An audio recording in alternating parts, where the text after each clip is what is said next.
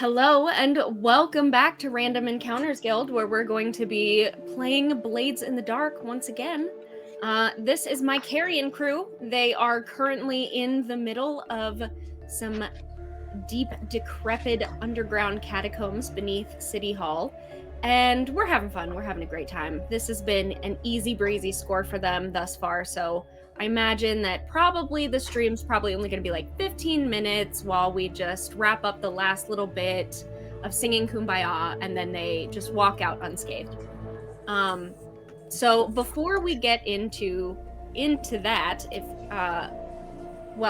I'm Jenna. I'm your game master. I play everybody except these guys.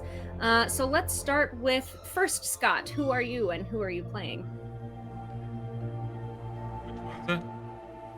You say this every time, and every time it's not my problem. Go ahead, Scott. Hi, I'm Scott. I'm playing Barnabas Fisher, a Whisper, and I am found solely here in the Random Encounters Guild, and enjoying my romp in Blades in the Dark. I'll throw it over to Brandon.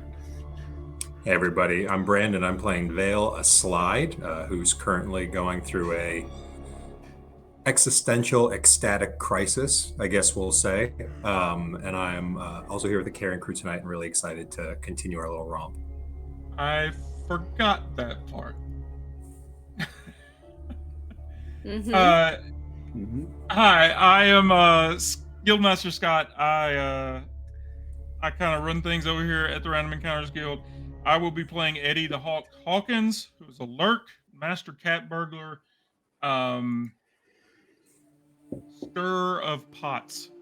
And in good news, my brother and sister-in-law got me the Blaze in the Dark dice, so I'm going to be rolling these from now on, and that means Eddie will never, ever, ever again fail a roll. 4 sixes, right there. Awesome. Okay, let's go. All right. So, I lied about everything I said before, except being in the catacombs. That part is true. Well, okay. You know what? If we're being honest, you guys actually have had an incredibly smooth time thus far, considering this is a Blades game. The walls of the catacombs collapsed in behind you, so you are trapped. That part is true. However, you came in contact with a ghost. Your ghost specialist over here, Barney, recognized correctly that it was an echo, and as long as you kind of figure out the path that it was stuck in, you could get around it without having any issue. No issue.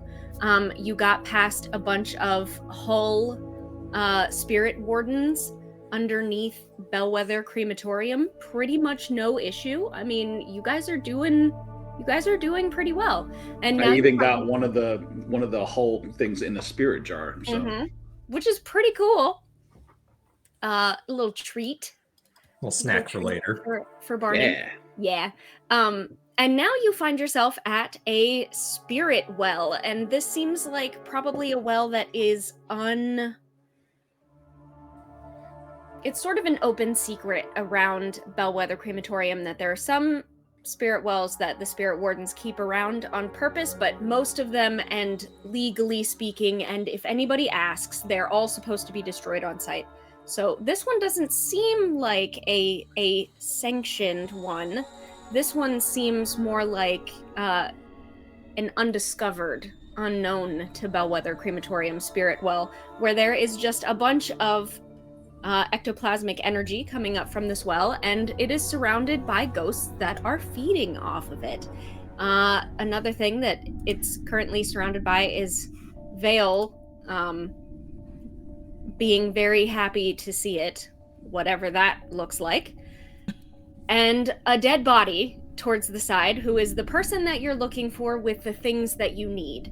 And just as the hawk was about to take the bag off of this body of Carove, a ghost has gotten your attention. You turn around, he's got his hands on his hips, and he's like, excuse me, I was still using that. And you're free to use it. I just need to get something out of its pockets. My pockets. sir. No, his pockets. My pockets. I don't need your pockets. I need his pockets. And he is me. Don't touch me, you weirdo. Those are my pockets. Do you know Darman? Well, that's none of your business. Well, he sent me here for you. Did he send you here to pick my pockets? No, he sent me here to get you and the information you have out, and I assumed that you were dead, so I was going to get the information and take it to him. Well, But of course I'm dead. I've always been dead. okay, well, you need to come with me then. Let's go. I'm a little busy. Darmit wants to see you.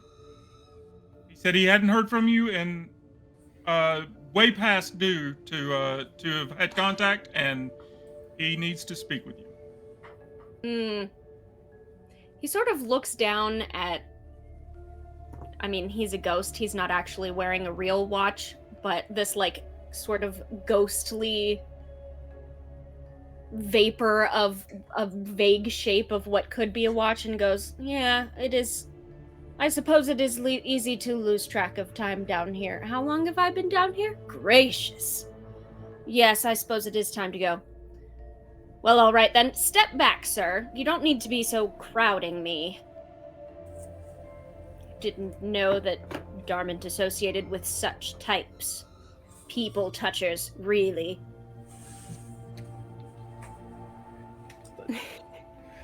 And he steps forward towards his body, and you see him just kind of walk over it until he is just standing, almost like you stand in a puddle. Like, you can't see the bottom of his feet, but the body's just still there, and he's standing, and he kind of looks around for a moment, and he goes, well, this is embarrassing. I promise it doesn't happen to me like this usually. I seem to be locked out. Have you met Barney?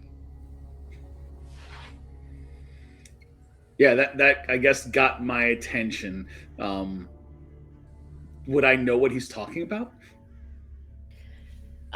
Roll something.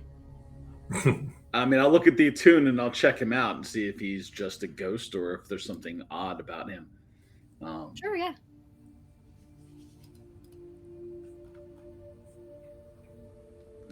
Don't want to be distracted from what's going on with Vale.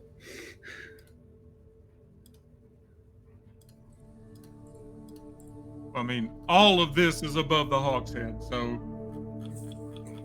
Oops. What did I roll? A 6. You rolled a 6. All right, perfect. You know that there are a number of different things that can possess a person. A ghost is one of them, and sometimes the person is still in the body and the person and the ghost kind of share. You know, it almost looks like multiple personalities. But ghosts can also inhabit empty bodies, we'll say, dead bodies. Mm-hmm. You get the impression, just from looking at the ghost and looking at this body, this is probably the body of this guy, or he's been in it long enough that his ghost is sort of conformed to it. They look alike, yeah. Yeah. But sometimes ghosts can hop person to person, and sometimes once this is not an exact science, it's much more like an art, but you have heard occasions, and there are certain entities specifically that have more problems with this than others, but sometimes once you leave a body, you can't get back into it.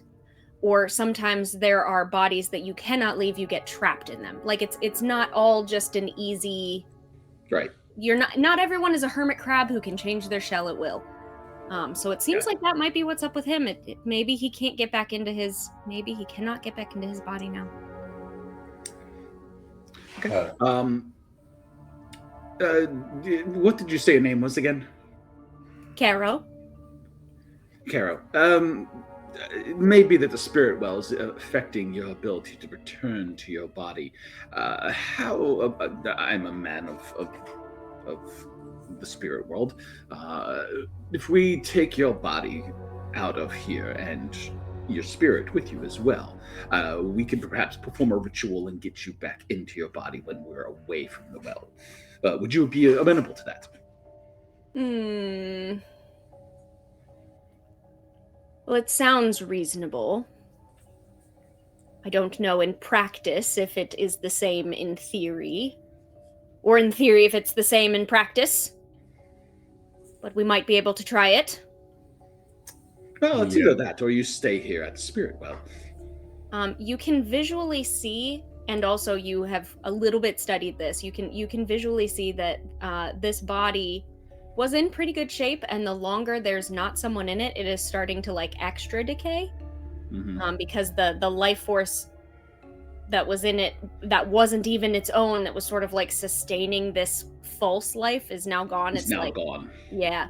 It's catching up a little bit. You're not even sure that this particular body, because I mean, you're like wandering, weaving through the catacombs, you know. You're not even sure that this body would make it all the way back in a state that you could reasonably. I mean, you could be a shambling mound if you wanted, but people would probably notice. But that's fine. I don't fully actually intend on ever doing the procedure. I just want to get him into a spirit bottle. Oh, okay, yeah.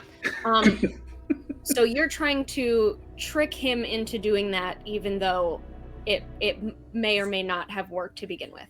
That sounds like a sway roll to me. Okay. I can do that. It does sound like a sway roll. I don't really think I have anything else, and I am horrible at sway. So, well, we can always do some devil's bargains. You can get some help, or actually, while you're looking at things and thinking about it, we might get some hindrance. Vale, how you doing? And can you hear this conversation? Yes, Vale. This lucidity has kind of snapped Vale out of it, and now he's even more intrigued. Vale gets his spidey senses tingling about what Barney is doing, and being a bit of a control freak himself, and kind of wanting to ride this train, is exploring the idea right now of what if it wasn't a bottle? What if it was me? One body certainly has room for two souls, at least for a time being. But he's he's fighting with this idea right now. He knows this is an inherently terrible idea. And I'm not really sure how deeply Vale's vice is going to impact him right now. So he's thinking through this right now, but he hasn't acted. Okay. I'm not going to force anything on you. Your character has... Well, I mean, obviously he can succumb to vices, but I'm not going to be like, well, you have to do this, because I said I'm not that. We'll see how the rolls go, and we'll see what happens. But, you know. So, let's get back to this sway that we were talking about. Yeah. What kind of double bargain can we have here? Well, I mean, the most reasonable thing is that you tick some of these. Where is my... Do we still have the clock up? We did. Yes. Yep. There's 2. It's half gone. 2 out of 4. 2 clicks off of 4. Okay. There's a couple problematic things I can think of. One of which is that, you know, we tick that up sooner. Another of which is that he believes you, but only for a short while, or he like starts getting antsy. You're not going to be able to keep this up all the way through the catacombs, and then it will be a problem, but you still get away from the well. But another thing I could foresee is maybe you have extra company leaving the well. Or whatever, or by putting him into the spirit bottle, it agitates the other ghosts in the area around the well. I mean, it is an extremely rude thing to do if you think about it, in ghost culture. Yeah, Vale kind of walks up to Barney and puts his arm around his shoulder, and he says, "Caro, excuse us for a moment." And he walks Barney aside and he says, "Barney, I know you're thinking about the bottle, but put me in, coach. I could handle it. We could walk out of here together. The spirit would be appeased. I would be appeased. You would have something to look at and to study. I won't force your hand. I know you're the expert in this matter, but this may resolve things amicably for everybody. Would you be willing to participate in a few experiments afterwards? If you let me do this, I'll do anything for you. Very well. And you know this is the junkie talking right now. Yeah, and I'm okay with that. Scratching his arm. I thought you did. Just want to know this is a morally less than light thing to do. Oh yeah. I had fully intended while you were in consequences. While you're in your moment, I had fully intended of not waking you up until you started taking damage, so I could watch you take the damage and see what happens. That guy's bleeding a lot, like a lot. But yes, by all means, if you think you can convince him. Oh, certainly. So Vale walks over to Caro and says, Caro, it's wonderful to meet you in this particular condition. As the Hawk said, we do need to move out of here. It's part of the terms of our contract. However, unfortunately, a previous vessel seems to be in a state of dilapidation. So I would say, for temporarily, hop in. My soul is warm and welcoming, and we'll simply walk out of here together, consequence-free. And then we can separate you later and find you a suitable host. Damn shamed that. They are difficult to find good ones nowadays, aren't they? I suppose that we've got the thing, the cat. You brought Henrietta down here with you? No, I'm just saying back at the ship. I was like, wait a minute. No. The Hawk does not travel with Henrietta. He sleeps with it, cuddles it a little bit, but doesn't travel with it. And I know They're that on again, off again. Yeah. We're dealing with a very lucid spirit, but Vale is still using his whatever is called the ghost talk ability to sort of penetrate that vagueness between the living and the dead to hopefully sort of sell this idea a little bit more. Yeah, excellent. So that doesn't seem to me like you're lying as much. We could still call it a sway because I don't know exactly if you're actually planning on letting him go or what's happening there at the end. But I could also see that one just being like a regular consort or what? Don't let me tell you. You tell me. What are you thinking? What are you thinking for this role? Vale is thinking very temporarily. He's being very earnest about this. This is an open invitation, and he knows that Barney will clean up his mistake later. So, Jenna, that's really your interpretation of: is this deceit? Is this really a short-term honesty? It does not. I'm not hearing that you're trying to deceive Caro. I'm hearing that you have fully deceived yourself. Yeah. This is that. I swear this is the last time. Just one more hit. Yeah, I'm fine. I'm just a kid having fun. It's fine. Yeah. You're not going to go too far. This is you deceiving yourself more than him. So I could fully see that being more of a consort rather than a sway towards him. Okay, sure. Let me do that. I will definitely push myself. It's not my strongest skill.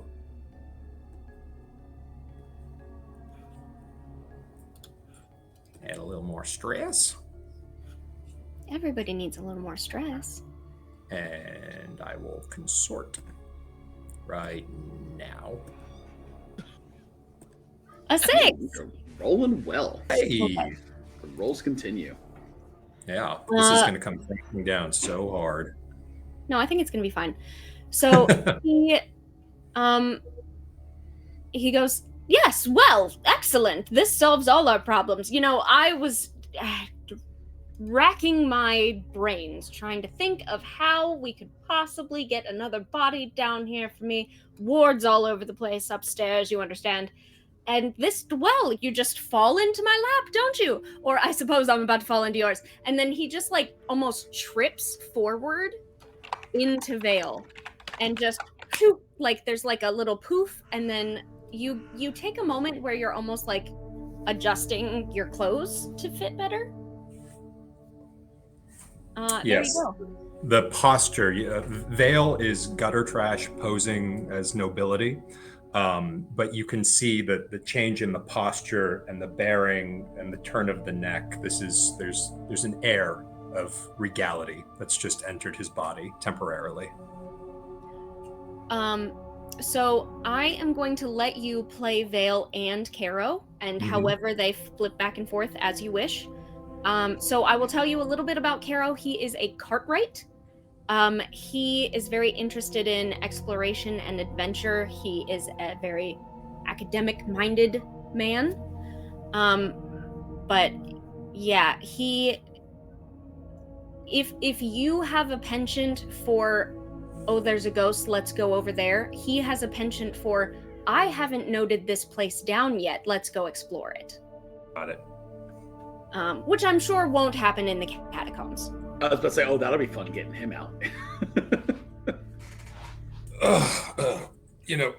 Incorporeality does have its advantages, but certainly not all of them right now. All right, gentlemen, come on, continue exploration. There's much to see. It's completely uncharted. All right, so you grab your bag and your things off your old body, and now you, in your new body with your new friends, are on your way back out. Now, you will, of course, have to find a different way out than the one that you found. I was about to say, I'm glad the consciousness is still there, because I was going to ask before the merge happened if there was another way out, because that way is no good. Yes, does Caro know of another way out? He does, actually. When I said that he is a cartwright, he is down, and you are him, so you know this. He's down here mapping out areas. I am not going to give you all the information Caro has, because that would not be as much fun for me personally. But he does have a map that he has been sort of charting where he's gone. So you are welcome to take a look at that map, and you are welcome to find your way back out. He came in a different way than you did. So you came in by gondola, and it looks like he came in through a hidden entrance in a what are they called? It's not the basement in a Catholic church. So the Church of the Ecstasy of the Flesh has like the Undercroft. Yeah, that's the one. He came in through that.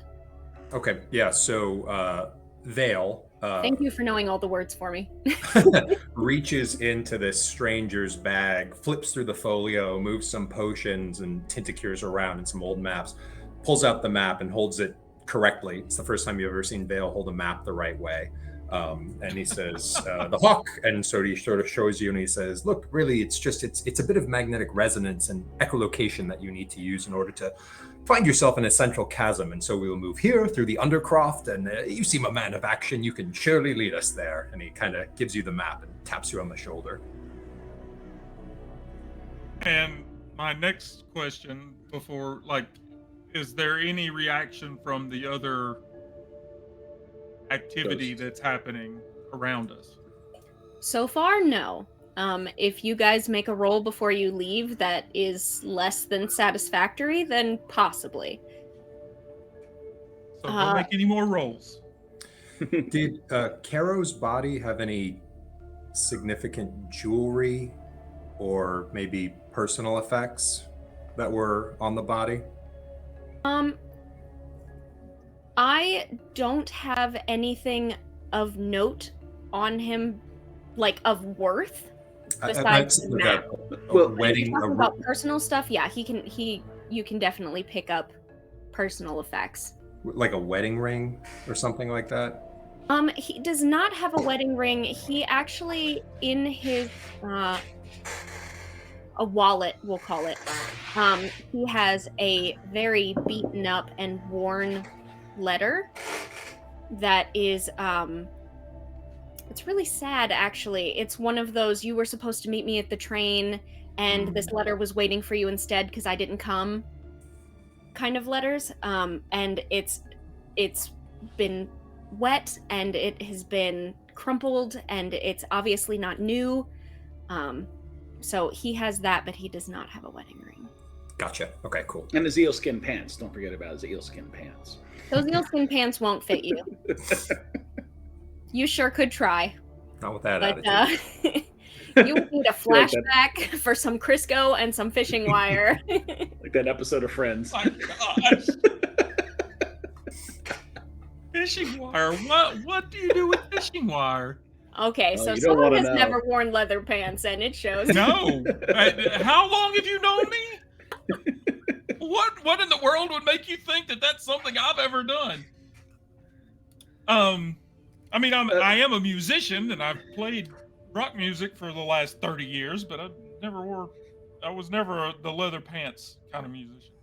Caro, a question for Caro. Well, does Dalmont, is that the cop's name? Darmot? Yeah. Does Darmot know of your situation? And will he recognize you if you're not in that form? Caro looks at you deadpan. What situation? Being in a different physical form. And there's sort of a snap, and Vale is looking back at you, and he says, I can't make heads or tails of this. I'm sorry.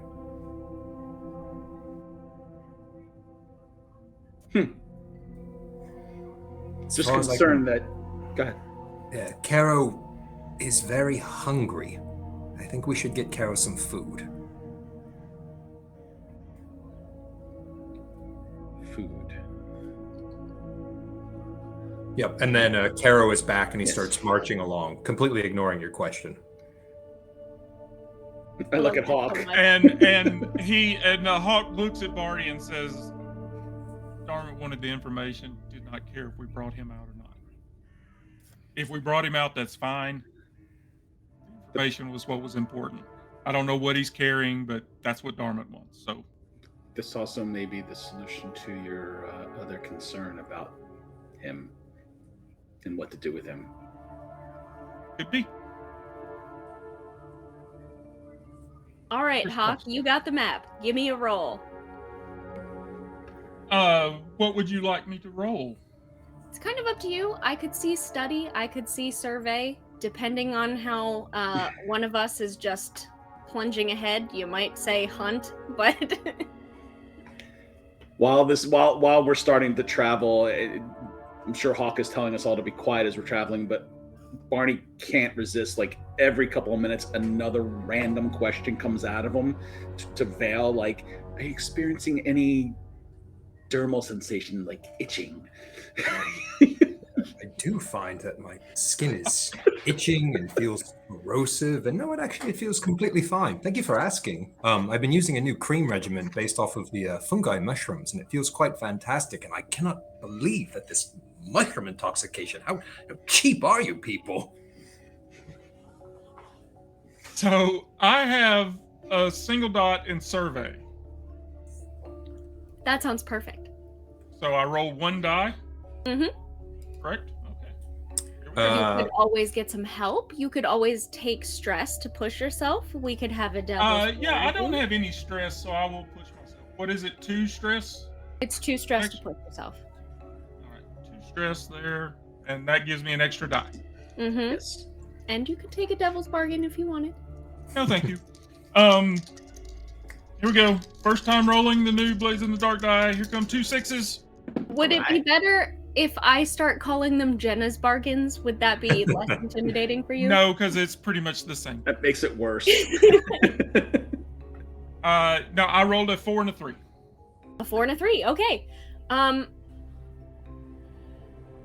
So that actually does not determine how well you can study the map. That kind of what you were rolling for me is what he had managed to chart out beforehand is kind of what I was trying to see.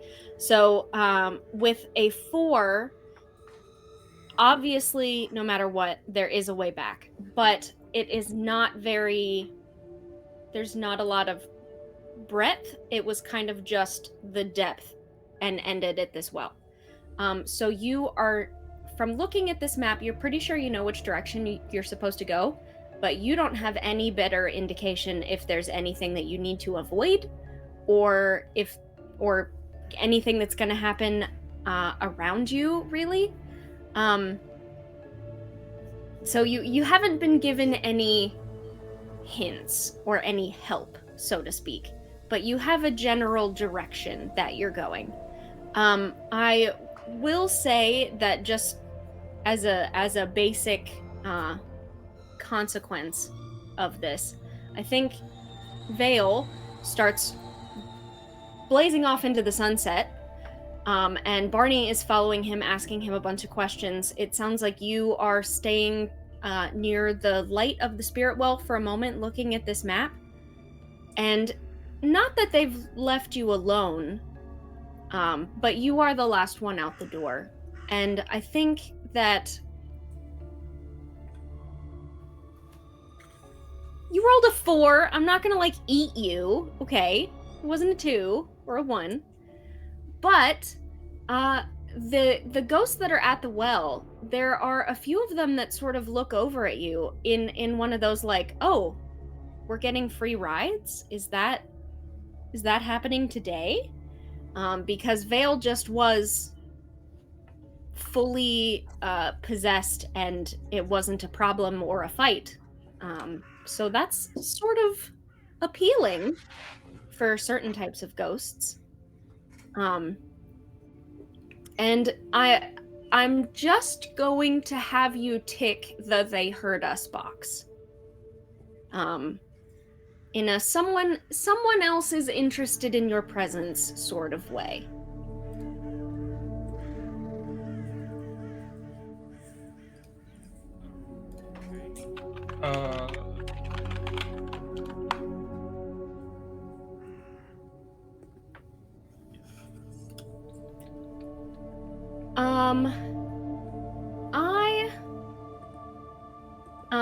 You guys are kind of continuing down this way a little bit. You do not need to go past. It's in a different direction, so you don't need to go past Bellwether the way that you did before. So that's not going to be an issue. You are going to have to go. You reach a section that is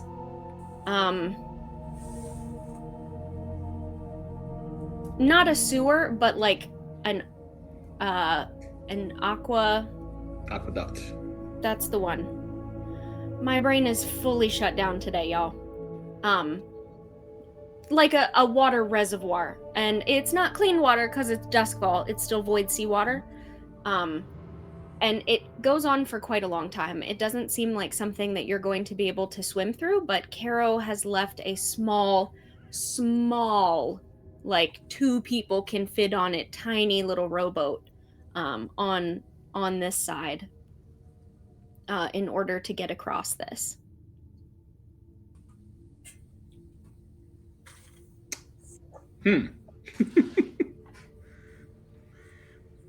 Caro looks down and says, and unfortunately, there's 4 of us. I mean, 3.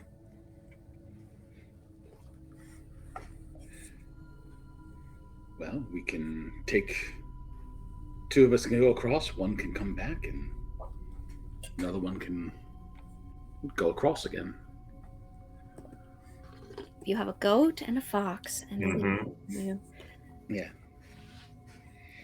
no, you can totally do that, and it seems like if you guys are careful about your balance, you could probably all fit at once.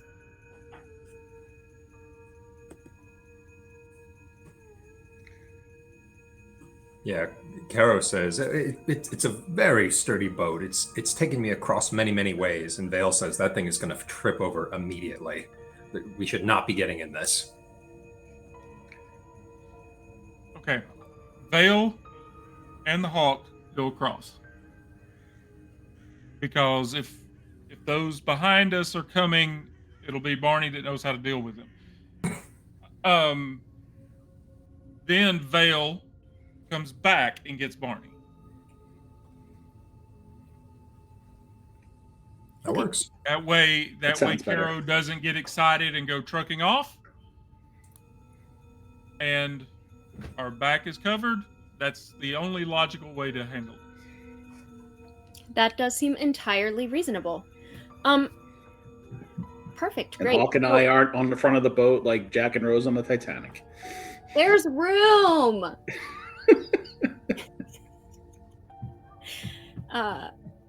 Yes, excellent. So, during your voyage over, I'm sure you're trying to stay as balanced and quiet and calm and peaceful and put together as absolutely possible as the Hawk and Vale and Caro are on this boat together. So, Vale, just how are you feeling in this sort of new experience that you have right now? How's Vale doing? Initially, it was very, very exciting. But bodies aren't meant to do this. One spirit, one body, and so I think he's starting to react a little physically. There's a little bit of sweat that's starting to appear on him. His hands are starting to shake a little bit, and you're noticing a little bit of a lack of coordination between his body as the two kind of souls are getting a little out of sync with each other. And so it's a little jerky. It's not noticeable, but if you're paying close attention, it's getting a little off. And you would say he does not necessarily look well. So you hear in your head, Hawk, you don't hear this, but in your head you go, let me fix this. And you feel that Carove is trying to fully take control of you.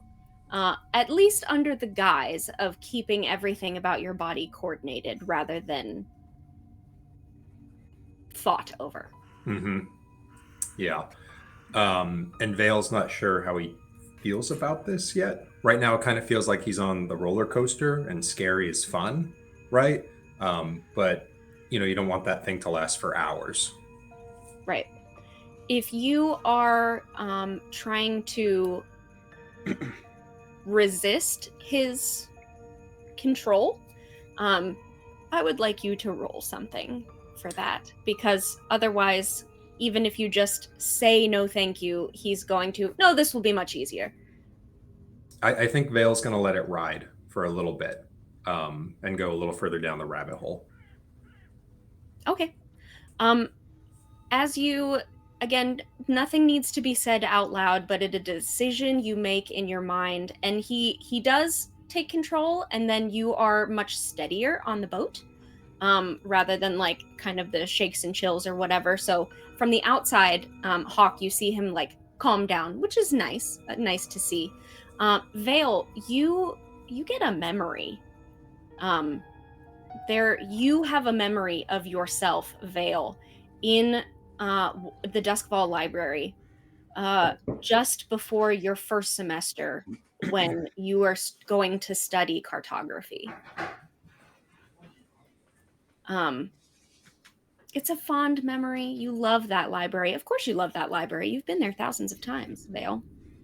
Yeah, he can smell the leather of the books and the mildew and the wood from the card catalogs.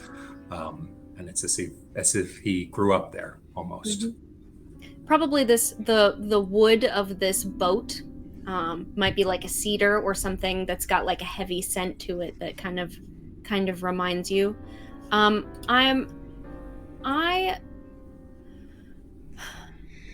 Oh, you still have your level 1 harm from the last thing on there. That is already gone because this is a new score. You are not banged up from the tuk-tuk crash. But I would like you to add another level 1 harm. You can, if you think of something that fits the name for it better, but something more like reverie, mm-hmm. or possibly nostalgia. For these memories that you're just now remembering have always been yours, and can maybe be a little confusing or jarring because it doesn't actually have anything to do with the rest of your life that you remember. But these are your memories now. Gotcha. And there will probably be no other lasting consequences of holding a ghost in your body. Probably not. Sure. It's fine. But you do let him take control, so the boat steadies. Everything seems like it is going okay. You get across perfectly fine. The water is silent and black, except for the small ripples of your boat. And it's kind of peaceful, really. So Vale and Caro come back on their own. I guess we have your plural pronouns now. If you would like to have a conversation with him, you can. Otherwise, I'm going to say that this part goes smoothly by yourself. They said it's mostly by him. Oh, those two. Sorry. But if not, then yes, you pick up Barney, and now it is you and Barney in the boat together for just a moment before you catch up to the Hawk.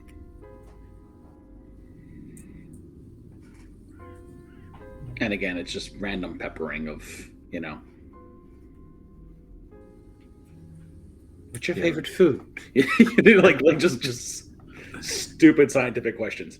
and it's all Caro. You don't really feel Vale in there right now. The way he's postured, the way he's moving the boat, the way he's communicating with you, his cadence of speech. It feels like Vale's in the passenger seat right now. You're talking to somebody you don't know. Mm-hmm. We'll throw a question in there then. What do you know of? I keep forgetting the cop's name. Dermot.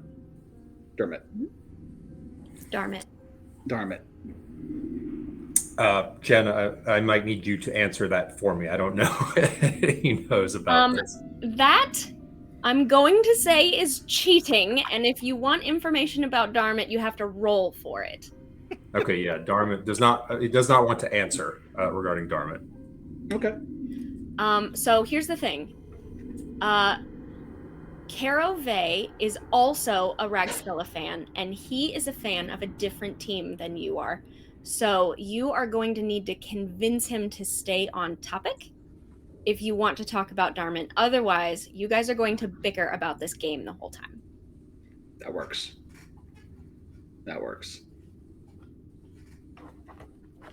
No, that's fine. It was more like I'm trying to do like memory tests to see like what Vale remembers and what, if there's any type of thing. And that's the only thing I know about Caro is that he knows this guy. So, okay. That's very fair.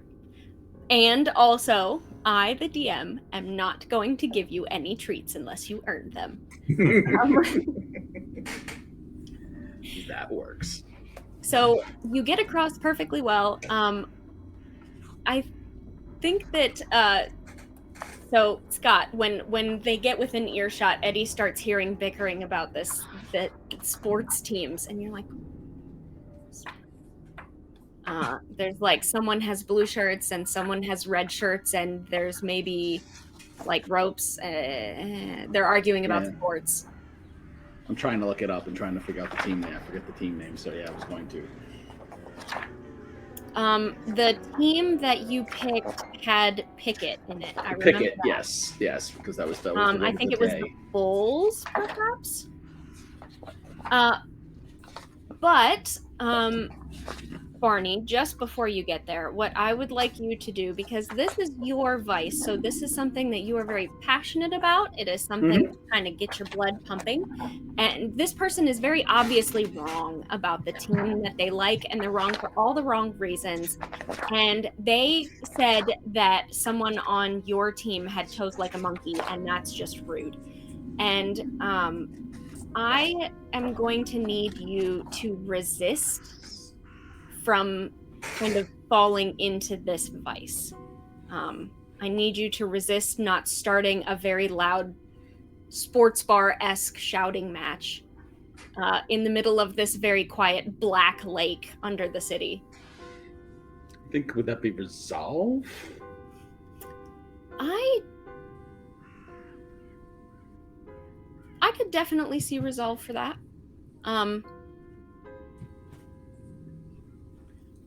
Because yeah, when you make a resistance roll, it is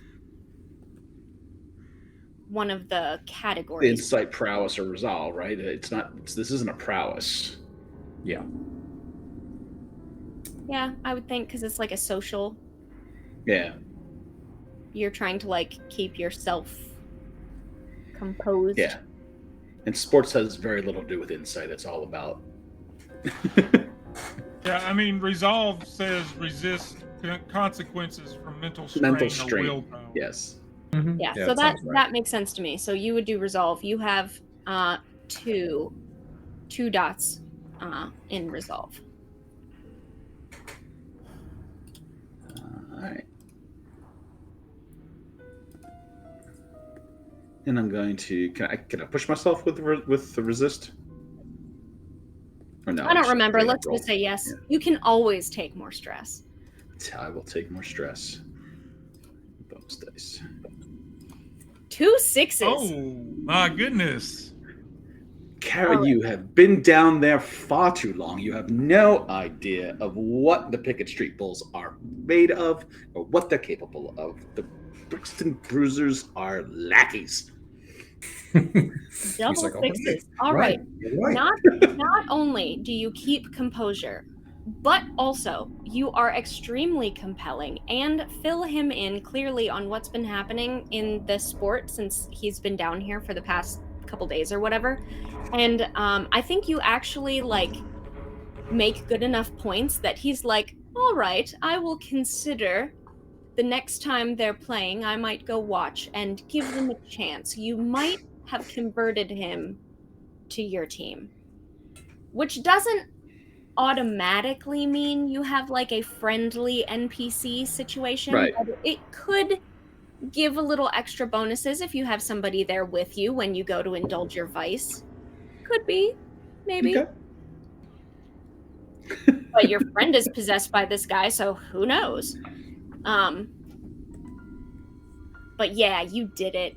You made a new fan for your team, and you didn't start a ruckus on this lake, which And is I've a little bit completely sad. forgotten about the sciences that I was thinking about.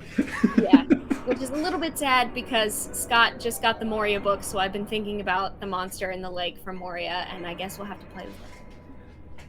That's all right. So you get across, and we are coming up on the actual like below the church, which is extremely warded. The Church of the Ecstasy of the Flesh. So just as a quick primer, it is not the same as the Catholic Church. The Church of Ecstasy of the Flesh believes that there really shouldn't be anything besides the body, and spirits are just right out, no thank you. So anything that you want to do in your life that might make you even fleetingly happy, you should do, and forget everything else, and screw spirits and occult stuff. It's bad. So God, Ecstasy they're of the very Flesh backwards is all about carnal and pleasure right now. That's their whole thing. So they do not like ghosts, and you have one of those.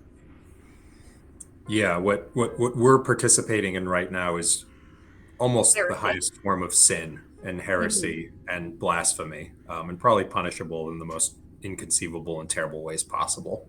Mm-hmm. And you are currently under the main cathedral of, well, the main cathedral in Duskfall. Obviously, there's one in like the Emperor's. Every city, yeah. But the main Duskfall Cathedral, you are directly under it, and the catacombs that go under here are very heavily like runed and warded, so that ghosts don't just wander that way. And they keep. It's actually kind of fun. They keep like their skeletons under there the same way that like ancient Catholic Church kind of did, and there's all these like binding runes so that the skeletons don't get back up or anything. It's just once you're dead, you stay dead. That's it. But Caro, you probably don't want that. Yeah. Maybe you do. I don't know. That's up to you, buddy. But you came through here before, did you not? Yes, I did, and we're almost at the surface, so come along. Let's finish up. The body that you came down in here in was your own, and it was dead. You were possessing your own body, but it was your own body, and you had been in it for quite a while, which is a very different situation than kind of this new car smell that you have in your new and already possessed with its own spirit body.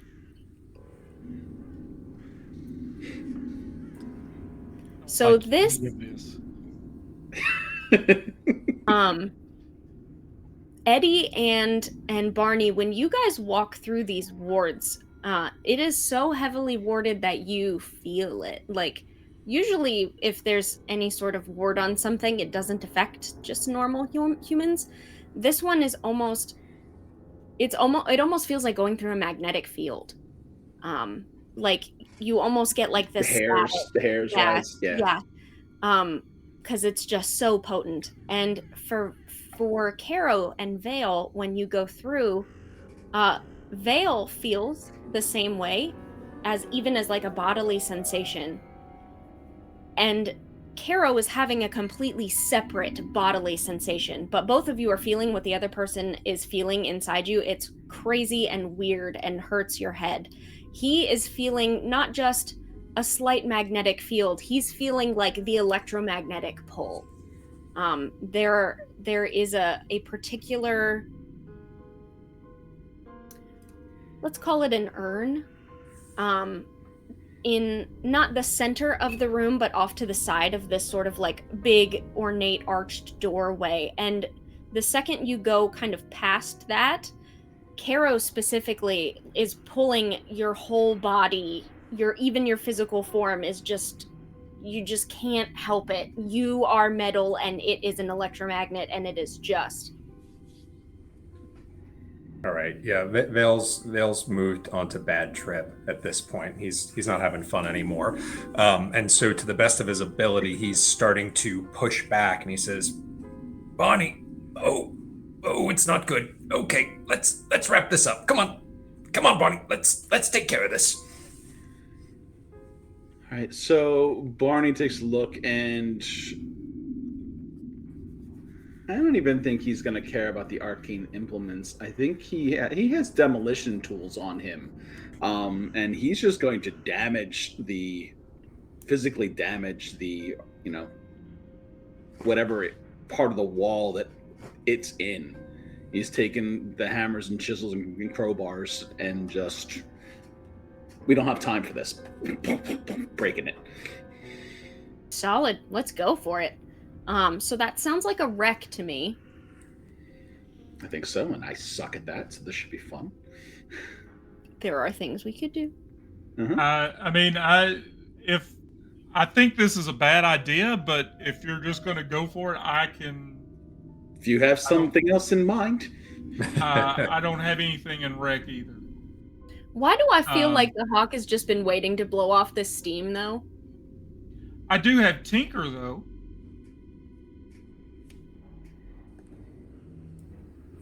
So I could point out, maybe I could suss out where would be the weakest point on the thing. Oh, but like I'm reverse afraid polarity? if we damage this, it's going to alert everybody upstairs. That's my thinking. But if Carol made it through, it might have sucked, but he got through it. I say we just get through it. Just go. But he can't. He said But he he can't did. get through it. I guess we could try and roll for it to see if he can get through. Oh, I I thought was he telling did. you what happened as you sort of No. walked into this field. Oh. I'm giving Um, but what is, just to be very clear, this is not sucking the spirit out of your body and leaving you in there clean and free. It's taken the whole thing. Mm-hmm. Just sticking you against a wall. Yeah. Mhm. Yeah, so I This think is a Vale big bug zapper. kind of falls to his knees for a moment. He says, hold on, Bonnie. Let me try something. And he's going to try to regain control while holding this knowledge about the way out of here. So he's going to try to resist the possession now. All right, let's go for it. That also feels like resolve to me, but I mean, if you're Nope, that's totally fine. I am, this is not a great time to be doing a resist roll, but let me do it anyway. I mean, you could. Ooh. Here we go. 1-1. Boom. Trauma number 2.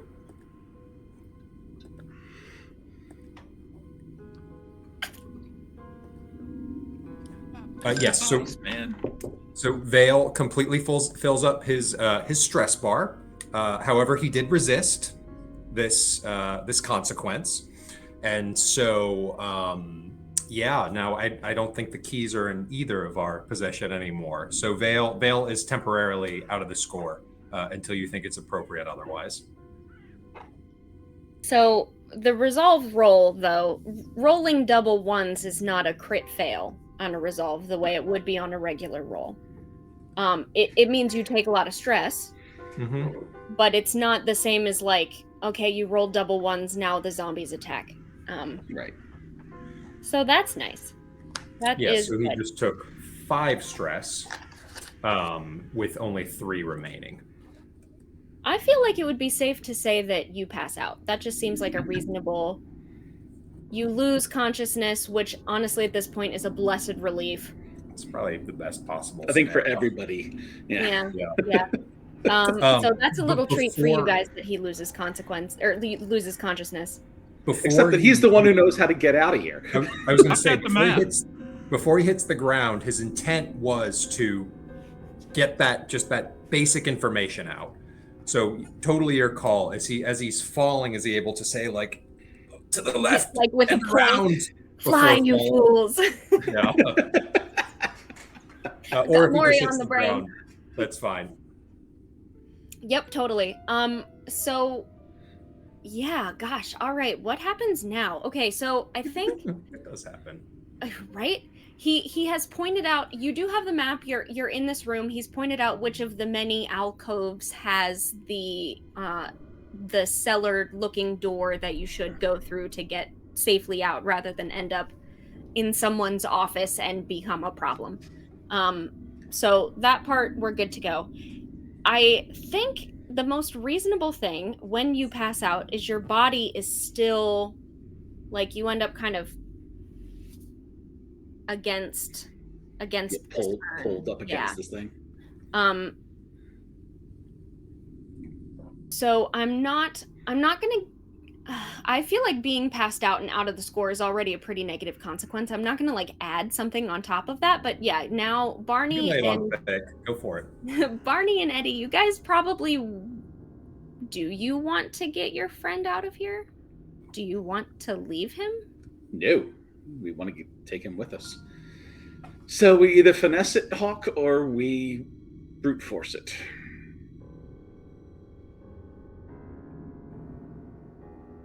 Well, you were talking about tinkering earlier, like trying to reverse the polarity on the magnet.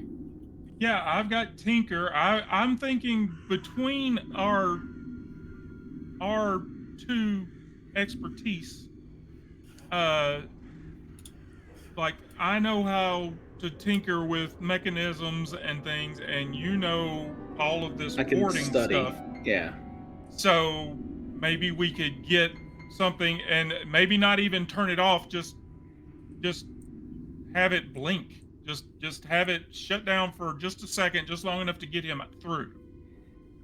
Okay. That's Or group or action. just turn it off. If we, either way, we just got to get Do him. that, or I can assist him by studying it. I will assist his role. You can assist, or you can do a group roll. You did just get synchronized as your special ability. I have no skill in tinker.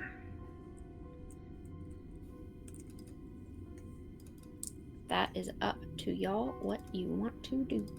I think I will assist him by going. If you focus right here and jam a wedge in there, it should create a brief residence. All right, Eddie, what do you think? I will take a stress and assist him.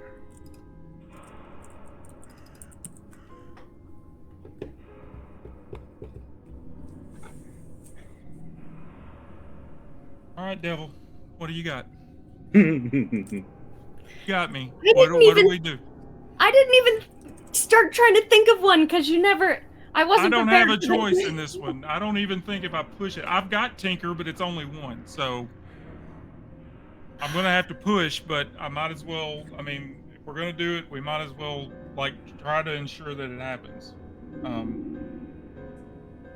So what do you got? Okay, You well, got first me. of all, if anybody else has some ideas, I'm willing to hear them now. Like I said, Barney's of the mind of just break this thing and let's get the hell out of here. He's kind of like, it's time to start rushing. But like I said, if you want to take the time and tinker this and go, that's good. But see, my idea with Tinker was to. It was the reverse of what we're doing. Was I can point out the weak spots of it and show you where to damage it. Oh, That was my original idea. But I can try to. I mean, that's what I was saying. Was I was going to use Tinker to assist you. So you're actually thinking about this more like the urn is like a 4-part clock,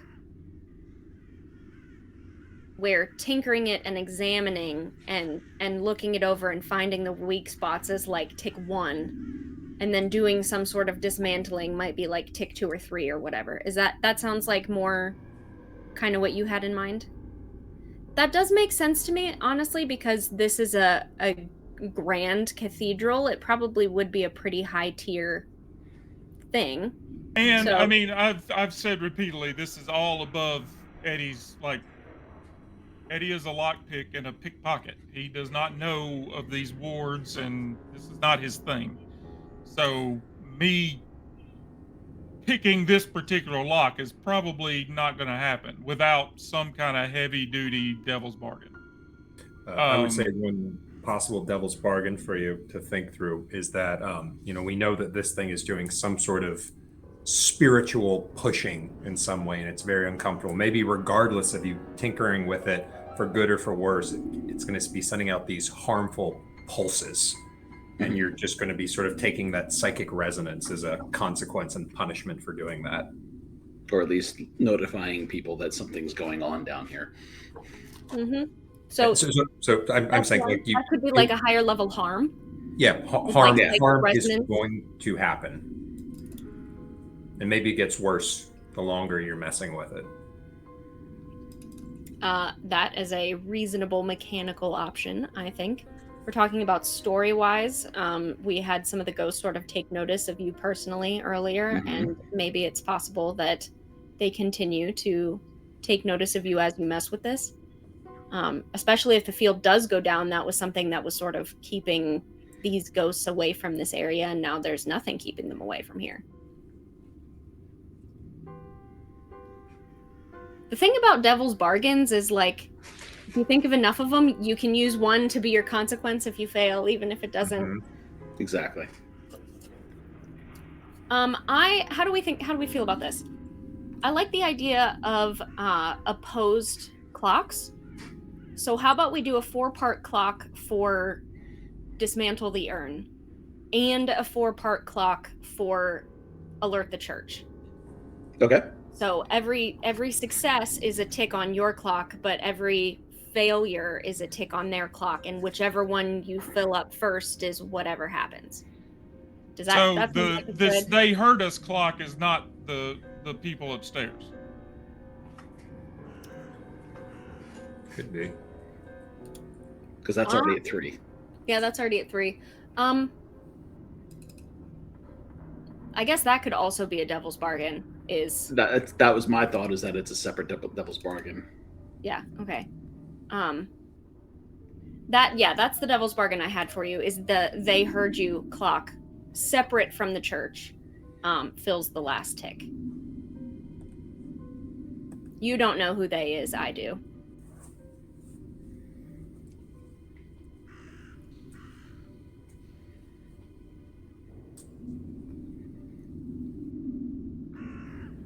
But I do like the opposing. We'll just do 4 segments. It doesn't need to be big clocks, but I think opposing clocks is probably the best. You're in his head, Jenna. Look at it. Oh, she's been there. That's where she lives there rent free. Um,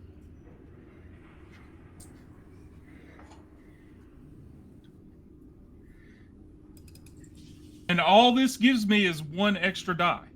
Mhm. If that's what you're asking for, yeah.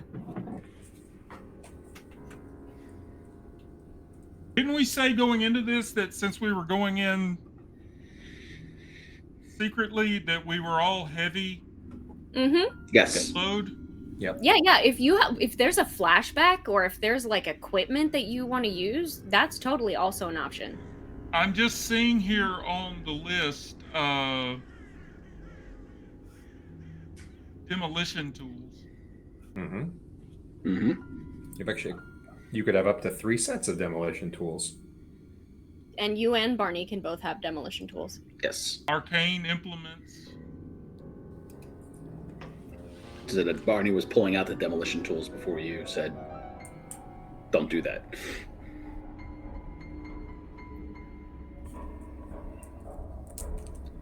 So I think in Barney's head at this point, yeah, there's a time for finesse and there's a time for being sneaky and there's a time for let's get that fuck out.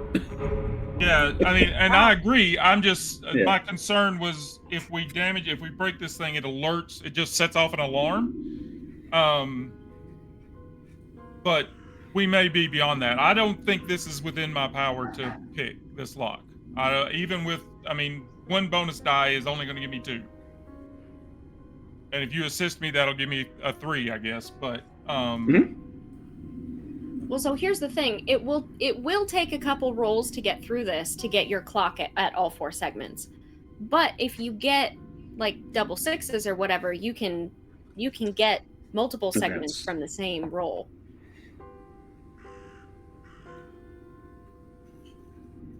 So like it is possible. A roll must happen right now. Either you leave your friend behind or you must roll.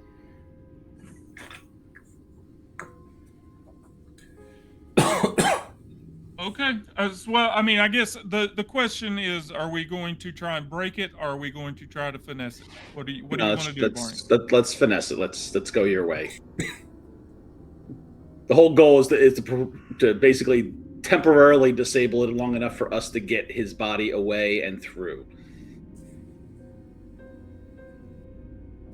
All right. That works for me. And so, what would be the name of this clock, Jenna? So we'll call one of them disable the urn, and we'll call the other alert the church.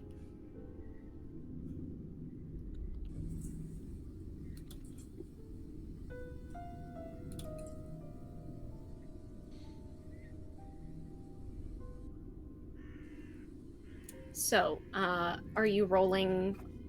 You're rolling finesse as the first roll, then, or you're rolling tinker? What are you? It would be it would be Tinker.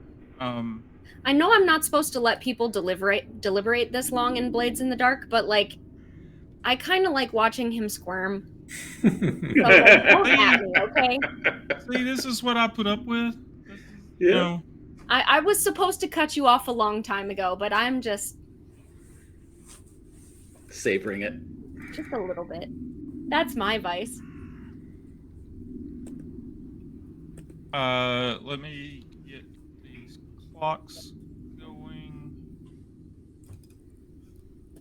Do you want me to take my whack at it while he's setting up the clocks? You let him go first. I actually, Okay. Vale, are you dreaming? Yeah, Vale is dreaming. Vale is dreaming of rips and the sky and strange people that he doesn't know and a world that's like ours but better and worse at the same time. And he's dreaming of sex and pain and ecstasy, and he's also dreaming of memories he didn't have from a life that he didn't have, that he feels might be his now.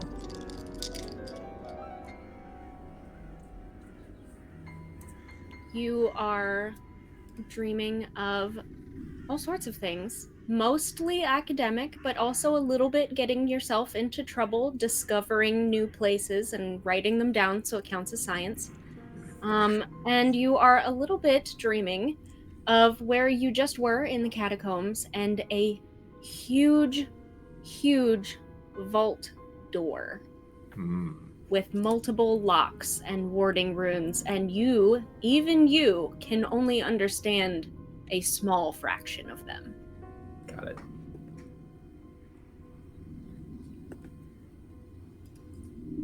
I am going to say, like, if I have these tinkering tools, does that give me any kind of a bonus? Or is that just something I can use to... So Because I always have lockpicks on me. I always have my lockpicks, but the tinkering tools is an assortment of detailed... they give you greater effect. So if you have tools like that and you make this roll, if you roll well, it could give you like 2 ticks on the clock instead of 1. Yeah, I mean, he would have definitely brought that with him. Or sets Barney up with an extra bonus. It just it depends on the situation. Depends on the roll. All right, so I've got 3. Did you take the devil's bargain? I mean, yeah, I think so. Excellent. Okay. So you get 1 from the devil's bargain, and I think 1 for me. Barney was helping. Yeah. Yep. So, and then you already had 1 in Tinker or Finesse or whatever it was. So, yeah, that's 3. And that means that they heard us clock ticks. Is full. Is Ticks up? full. Don't worry about that right now. Roll the dice.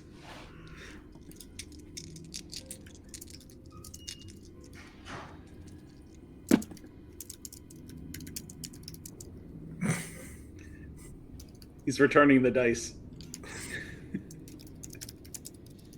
2, a 1, and a 2. Oh, that's pretty bad. Oh. Oh. Okay, with a 1. Well, so it's the result of 2. Oh, yeah, sorry. Results of 2, not a 1. She was automatically gonna. She was. I'm just bad at math, and I'm dyslexic, so for some reason in my brain, when I went, okay, so you take the highest, but it's a failed roll, so therefore you take the lowest, right? Like it didn't, the math, it made sense for a moment. And now I'm right side up again. I'm jumping to this one. I am so pleased that you took my devil's bargain. I'm actually going to give you a choice with your consequences. Here's your choice. 1, we can tick 2 boxes on the alert the church and no boxes on you get the urn open. But the other is we only tick 1 box on alert the church, but you take a harm.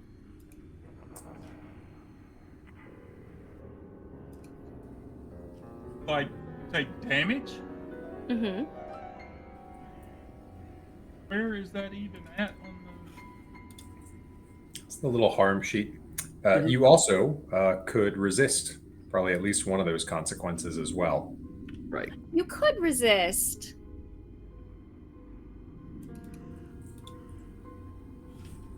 I see trauma, but I don't see harm. Your harm right It's now right under. is buzzed, which you're not anymore at this point. Oh, okay. Yeah, I was looking for a thing like stress. That makes sense, but no, we're looking at harm. Yeah, that buzz has been there for weeks. I probably should have taken that off a long time ago. Because I think that was from the solo stream that we did. This would be a level 2 harm, which means that you would need it wouldn't just naturally go away at the end of the score. You'd need to like do something about it in order to lessen it. If you don't resist it. If you don't resist it. And how do I resist something? You make a resist roll. So how this works is you roll You roll in one of your categories, either insight, prowess, or resolve, and it depends on how you're resisting, if it's like a mental or a physical sort of thing. And then the roll that you're making, when you resist, you take six stress, and the roll that you're making is to see how much you can reduce it by. So the resist automatically works. You're just finding out how much stress you take. All right, we'll take one tick on the clock, and I will take the harm and try to resist it. Okay. Are you resisting the harm or the tick on the clock? The harm. Okay, yeah, sure. So if you could tick that clock 1 for me, please. And then the harm that you are going to get is that the wax seal on top of this urn that's like sealing the lid on, when you went near it, it had some sort, it smelled almost like an incense, right? But even just touching this, you go to start trying to pry it open with your tools, and it almost like burns through your gloves, almost like an acid. Like this, the second you're near it, this wax starts like melting the way that a candle would, and gets on you, and that smell, that incense, is like all in your nostrils and on your clothes, and the wax itself you can rub off, like it is a fleeting pain like touching a candle, but it's the smell of this incense that is sort of going to haunt you, so to speak. And I kind of want to call it incensed as the harm. Nice. So that sounds like that would be a resolve to me. That sounds reasonable to me as well. Hey, I've got 3, and I assume I roll whatever I have next to resolve, right? Mm-hmm. So I've got 3 in all 3 of them. So it, So but that what you're saying sounds like a resolve roll. So yeah, so that's 3 die, 6 stress minus your highest die roll. Which is pretty good odds. Yeah, it's actually really good. Not like you can't roll a 2, a 1, and a 2. 5. 5, So you so take it's 1 1 stress. stress. All right, you only take 1 stress. Perfect.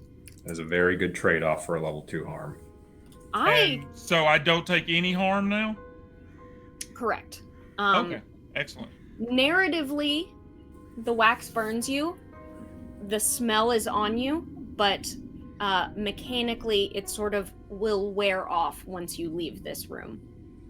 You will not perpetually smell like the Church of Ecstasy of the Flesh incense when you leave. Okay. Okay. All right. So now we go again. Yeah, you guys are doing great. Yeah. So I see this reaction happen with the waxy substance, and I start taking out my arcane implements and start trying to look at the ward and get the waxy resident, try and get the wax down into the ward to try and create some sort of break, as if it's, the wax is dripped into the ward to break the ward. So I'm going to be using my arcane implements and using study to try and figure out how to do this. I'm not a ritualist, so I'm referring back to Nettle's notes a little bit. This is a new area for Barney. Now, can I assist him in some way with that?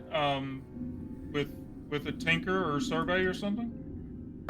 If you want to make it a group roll, you can, but otherwise, if you're just helping, you don't have to roll anything. You just take the 2 stress. And he gets the bonus die. Which I suggest you do, because you're at like almost nothing stress, and it's not fair, because I try really hard, okay? And I'm about to stress out. I don't want me break too. All right, I will assist him. I'll take this. Okay. I'm not going to take any type of bargain for this one, and I can't push myself because I will also stress out at that point. So that would be a problem. That would be a problem for I do get 1 bonus die in study, and I roll a 3 is my highest. Hey, we're doing better. All right, I mean, we said things would turn south. Yeah, so tick the tick the bad clock, sir. Alert the church. We got one more tick on it. We are running out of time here, my friends. You've been down here quite a while. You keep hurting yourself. You can't get this thing open. It almost seems as if it's been well made by someone who spent a lot of money to make sure that goons like you couldn't get in here and do this. Shame, really. And we do need to Wrap up do soon. need to cut it. Monica and Rosie go back to school tomorrow morning, so they've been out for what seems like 3 months now. So yeah, we do need to get them in bed. So I will say you don't need Caro. We have the notes. You could get Vale's body through this, it seems, out with any issue. Just saying. I know I'm unconscious. I'll shut up. Yeah. no, well, So- no, it was ripping both of you out. We'd have to get Caro out of his body instead of messing with the ward. I will. We'll talk about it. Yeah, I'm going to assume at this point, since there's so many options, that I could force the issue and end the score here, but it seems like maybe what we're going to do instead is next time will be just the tail end of the score and then downtime. Yes, Is how we'll do it. sounds good. And that will give you time to figure out what it is that you're trying to accomplish here. Yep, Uh, that works for me. Not Yes. exactly our strong suit. Figuring out what we're trying to accomplish. Yeah, we got it. I've been Jenna. I haven't killed anyone yet. You can catch me here. Small announcement. Our show is going to be moving to Tuesdays instead of Mondays. Because I have a Bible study that I'm going to. So Tuesdays now, same time, same channel, but Tuesday instead of Monday. You can also Now, catch me on does- Fem Game Party. Not tomorrow. Let's start. Yeah, not tomorrow, but next week. Not correct. We're Um, not doing a double back to back. I can't handle that. Next week instead of Monday will be Tuesday. Okay, I thought there was a conflict with next week, but maybe I was wrong. I don't think so. I No. don't think Okay. so. Excellent. Well, we're kind of in an easy situation right now because if someone has a conflict next week, they'll just die. Pretty much. Yeah. So Great. it's real simple. Anyway, I was in the middle of plugging other things. You can also catch me on Thursday on Fem Gamer Party. I'm going to be streaming my solo Starforged campaign, which is now renamed to Eclipse Protocol, so you losers can't mock me for my name. And the second chapter is going out tonight on Substack. So if you're interested in reading sci-fi, then you can read my sci-fi. Yeah, I took a little while to figure out what I wanted to do with the story, and then once I figured it out, I made sure, because Substack's a new platform for me. So I did the first one as a test. Okay, now I know what I want. Round 2. We're moving forward. That's me, Scott. First Scott. Scott that runs the game. What are you doing? What do you have going on? I've been playing Kinless as a solo Viking Morkborg game. I now have the complete full rule book, at least in PDF form, and last night's stream was a much more cohesive. Seemed like we got everything in place. Like we did the weather rolls, we did all the, we didn't have somebody breaking the game and not taking hit point damage. It was, but it was actually a good run last night. We've got some new friends, some NPCs that we met that we rolled to see if they were going to fight us or be friendly. So, but I've got that going. That will at least be this coming Sunday. I'm not sure when we're going to start it. We haven't decided yet, but I do have an Alien game coming up that's going to be on Sunday nights, and then Kinless will move to a different night. I'm not sure when that will be, but yeah, I've got an Alien game starting up. We're going to run the first starter set. It's called Chariot of the Gods. Very excited about that because I love that game. It's one of my favorite games from Free League. So really excited to get that going. And that's about it. Brendan? Hey, everybody. Yeah, you can see me here on Tuesdays. And if you are interested in watching me continue to make increasingly poor decisions, come on by. I am. I'm very interested in that. Please continue. Absolutely loving it. And I'm Scott, and yeah, Tuesdays as well. Enjoying the ride. So, good night, everybody. All right, and with that, I think we're going to raid the Lollygaggers again. Here again, I don't know what they're playing. The show, what they're doing is called Otherscape down in Arizona Bay. I'm not sure what the actual game is, but they're a good channel. I really like watching them when we're not rolling. So we're going to give them a raid. Otherwise, I will see you here Sunday night for more Kinless, and then we'll be back here with more Blades Tuesday night of next week. I hope everybody had a fantastic New Year and holiday season and is ready for more shenanigans, things we're going to get into this year. So stick around for raiding the Lollygaggers, and we'll see you Sunday night. Good night. Good night, everybody.